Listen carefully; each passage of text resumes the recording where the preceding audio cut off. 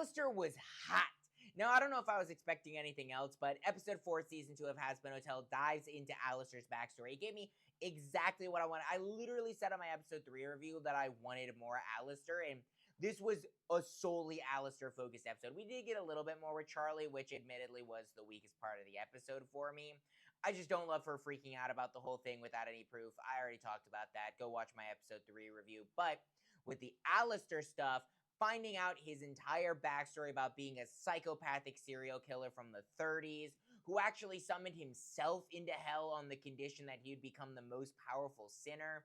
That stuff was amazing. The battle between Vox and Alistair looked phenomenal. It was action-packed. The songs in this episode, especially the last song with Vox and Alistair in the end of this episode, really worked for me. Getting their backstory together and what led to their rivalry, with Vox actually viewing himself as a friend to Alistair, and then Alistair kind of literally laughing in his face, telling him that there's no friends in hell, and then Vox going on his own spiral into becoming the villain we know him today.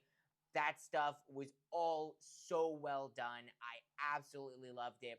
The big remaining question, though, is what does Alistair see in Charlie, and why is he so insistent on redemption? Now, I would have originally thought that maybe he wants redemption for himself, and that still is on the table, but it is interesting getting his backstory and finding out that he summoned himself into hell, and now he wants to champion redemption.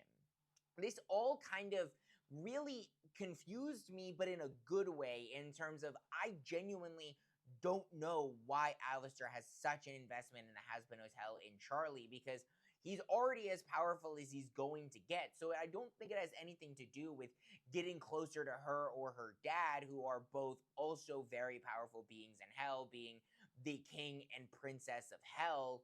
So what does Alistair see in them? What does he see in the hotel? Is it just another struggle for power and control over something? I have no idea. But again, this episode this might be my favorite episode of Hazbin Hotel. I said it.